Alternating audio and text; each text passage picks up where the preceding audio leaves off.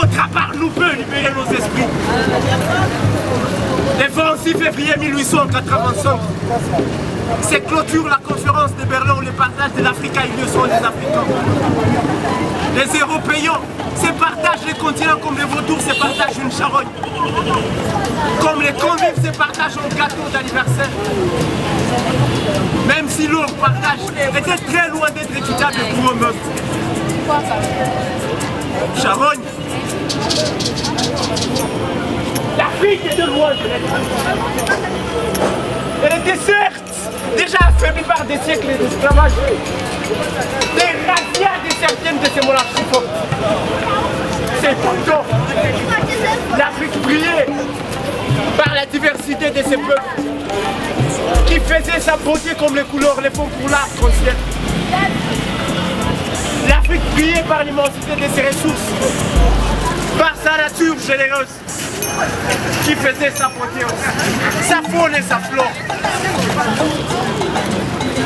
Et voilà que moi, les fils de notre continent, c'est décidé de se la partager et de se l'accaparer. Et pour ce faire, ils se donnent des noms beaux, mais totalement dénués d'essence. Ils se disent civilisateurs, s'appellent humanistes et se désignent comme porteurs à l'Afrique de la bonne nouvelle. Civilisateur, c'est qui ce moquet-il, voyons?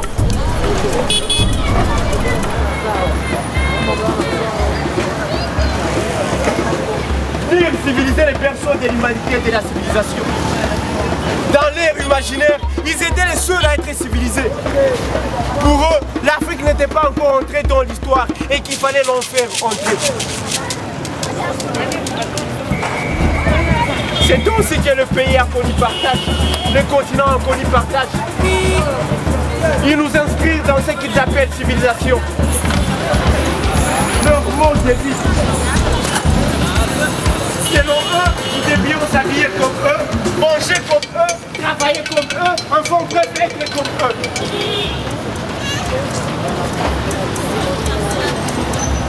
Ils nous ôtèrent notre civilisation, notre histoire. Ils utilisèrent l'Afrique contre l'Africain et l'Africain contre l'Afrique.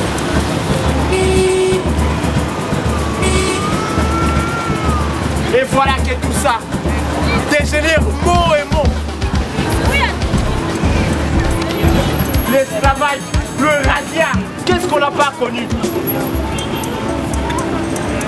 Ils présentèrent nos us et coutumes comme sauvages, en se faisant passer eux comme fils de lumière et nous comme fils de ténèbres. Ils maudirent nos grands-parents. Ils ont vociféré contre nous-mêmes et contre notre âme. Et voilà que pour tout ça, les retombées on les voit aujourd'hui. On les voit, les retombées elles sont là.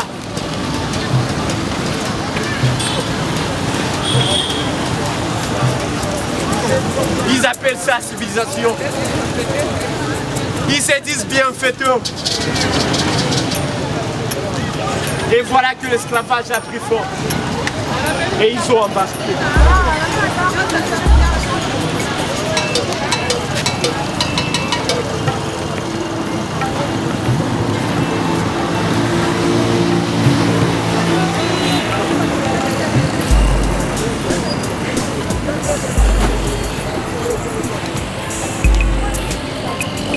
Mon Afrique n'est pas ce que vous croyez. Elle ne l'a jamais été. Elle n'est pas ce que vous pensez. Elle est merveilleuse, elle est grande, elle est immense, mon Afrique. Mon Afrique est grande. Le Congo est grand. Existe-nous de la grandeur. Le peuple gagne toujours, on les dit. Et mon Afrique à moi, je sais comment la nourrir.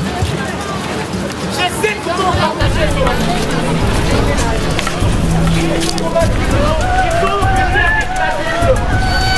Nous avions nos terres. On a fermé les yeux.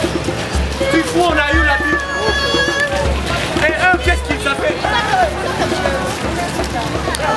Qu'est-ce qu'ils avaient, eux? N'est-ce pas, nos terres? L'Africain doit dire non. On en a marre avec vos discours en juste.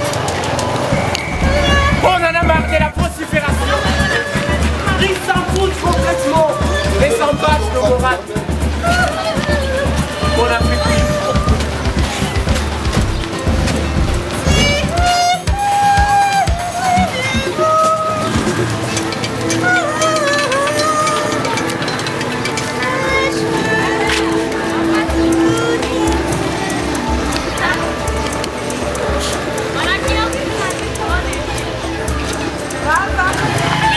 des indépendances solaires.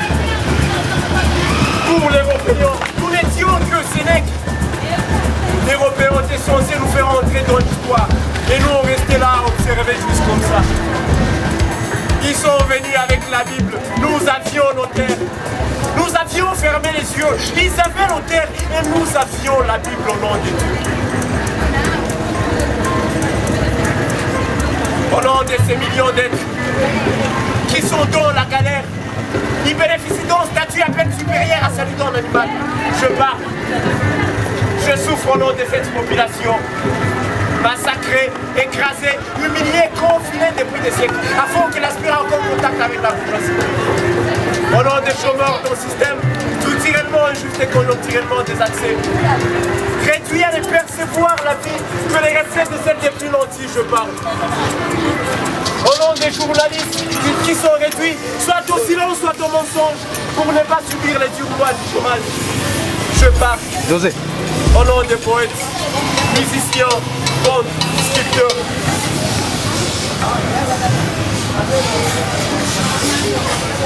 Hommes et lions qui voient leur art se prostituer par la chimie des précipitations du show-business. Je pars. Mon pays est un concentré de tous les malheurs, de toutes les souffrances de l'humanité, mais aussi et surtout des espérances de nos luttes. Ce fut les années 1956-1960, les cloches des indépendances solaires, les vents des indépendances soufflaient. Ils soufflèrent si fort que des esprits s'éveillèrent ça et là. Ulu Lumumba, Ili Kwame Nkrumah, Ili Julius Nyerere Mwalimu. Et voilà que loin de tout ça, ils se foutent de nous. L'Afrique passa dans l'indépendance. En réalité,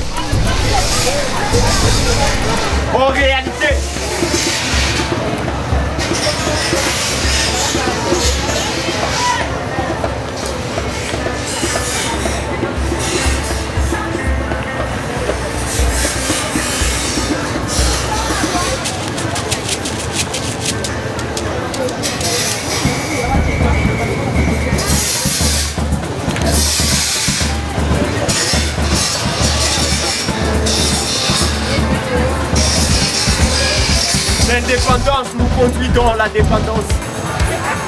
Les dirigeants africains morts de l'incompréhension, ils n'ont pas su comprendre leur lutte. Ils n'ont pas su s'entraider. Il n'y avait pas d'union. Chaque traversée de la rivière faisait penser aux nègres combien ils souffraient, combien ils étaient vociférés, combien il était calomnié. En réalité, l'indépendance, nous la célébrons. Mais elle est où notre indépendance? Elle est où? Allons la ravir, allons la conquérir. Elle doit être là notre indépendance. L'arme du colon n'était ni la Bible, ni les armes blanches, encore moins les armes rouges. La vraie arme du colon, c'était ça. La vraie armée du colon, c'était ça, notre esprit, notre mental. Ils ont su affaiblir notre mental. Ils utilisèrent notre esprit contre nous-mêmes et nous-mêmes contre notre esprit. Et c'est quoi les résultats? Que dalle, on n'obtient rien. Je me demande, pourquoi célébrer un héros? Pourquoi célébrer Lumumba? Pourquoi célébrer Thomas Sankara quand on ne sait pas s'approprier sa lutte? Pourquoi crier Mandela? Pourquoi crier Nkulula ou Rossi Mukendi quand on ne sait pas encore s'approprier leur lutte? Et voilà que loin de tout ça, on se plaît à ne rien faire. On se plaît à rester oisif. On se plaît à regarder comme dans un cinéma. On se plaît à dire que la meilleure vie c'est en Europe. Et pourtant c'est chez nous la meilleure vie. C'est ici au Congo chez nous la meilleure vie. Construisons-la et nous l'aurons. Bâtissons-la, nous allons la voir.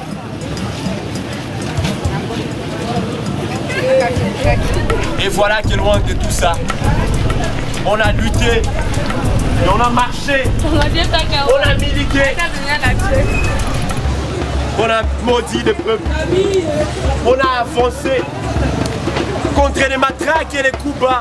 On a grogné, on a protesté, on s'est levé, on a crié haut, c'est que tous les autres pensent tout bas.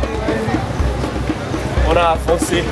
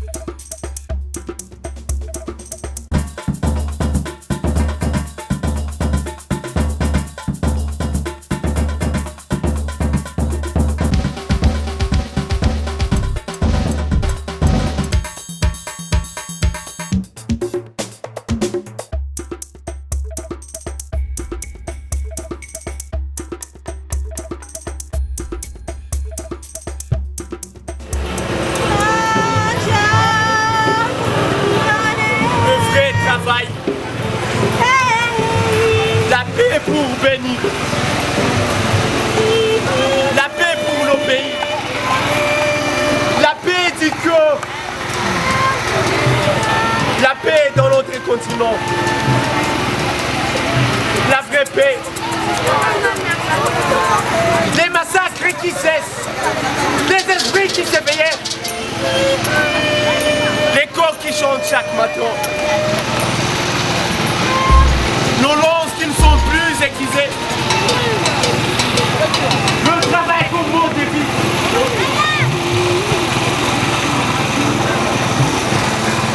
La civilisation comme le plus grand travail. L'observation.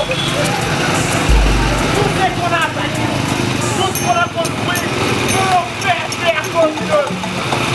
Et nous l'entraînons, ils crèvent, ils galèrent, c'est mon frère. Ils sont extrêmement.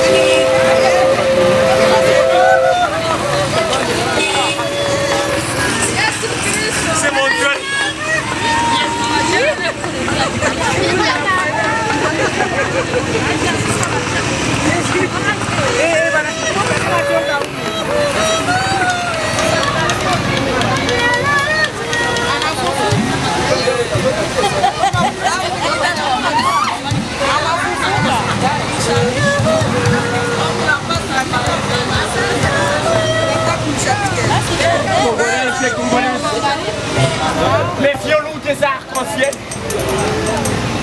ces arcs qu'ils envoient en plein ciel et qui nous frappent dans les pleins milieux du cœur.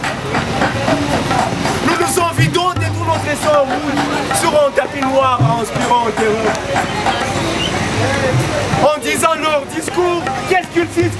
Qu'ils nous protègent et nous balisent. Nous baliser d'une lumière noire, voilà ce que j'appelle noir au ciment. Le rouge et le noir. Le rouge et le noir en liturgie catholique. Couleur symbolique du sacrement de confirmation. Confirmation de leur prédation dans ce monde. Congolais. Méfions-nous des arcs au ciel, ces arcs qui envoient au ciel et qui nous frappent dans les milieux du cœur. Nous nous empilons de tous nos trésors rouges, sur un tapis noir, en spirant de nous. Mon frère, ma soeur, fais bien ce que tu fais, lutte pour ton pays, combat ta cause, combat pour la justice. Lutte pour ceux-là qui parlent. Lutte pour ceux-là qui travaillent. Parle. Tu es une Kim Pavita en puissance, une héroïne géante-toi, un héros géante-toi. Donc, fais bien ce que tu fais. Ainsi, nous construisons la paix. Congolais et Congolais, pour la toute dernière fois, méfions-nous des armes. C'est ça qui t'envoie au ciel. Et qui nous frappe dans les pieds. Nous nous sortons de tout notre sort. Sur un tapis noir.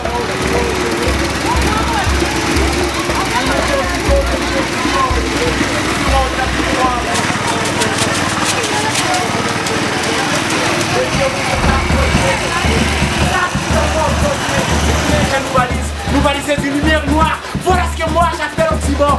Congolais et Congolaises, méfions-nous des arcs au ciel. Ces arcs qui envoient au ciel et qui nous frappent dans le plus de cœur. Congolais et Congolais, méfions-nous des arcs au ciel. Ces arcs qui envoient au ciel et qui nous frappent dans le plus milieu du cœur. Bonjour, moi c'est Fisco Kisangani de la part de Wantaget Télévision. Tuko Goma, comme on le fait toujours.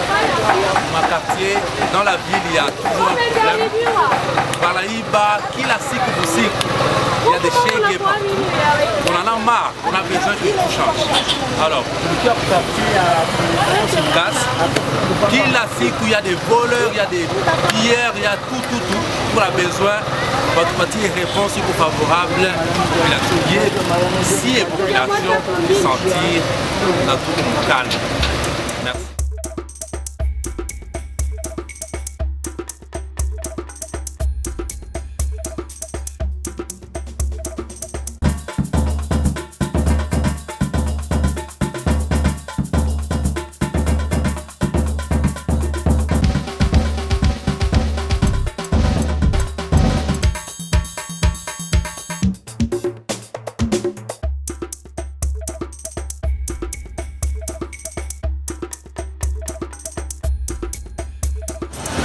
Je ne sais même pas si c'est de quel Dieu que vous parlez. C'est Dieu-là qui connaît l'égoïsme, qui connaît le vol, qui connaît toutes les injustices possibles. Il n'a jamais existé. Dans mon cœur, j'ai préféré traiter plutôt que prier en Dieu pareil. C'est Dieu-là qui vous appelle, venez vociférer mes fils. C'est Dieu, il est où? Il est où c'est Dieu? C'est Dieu qui confond joie, qui confond grande instabilité, qui n'est pas là.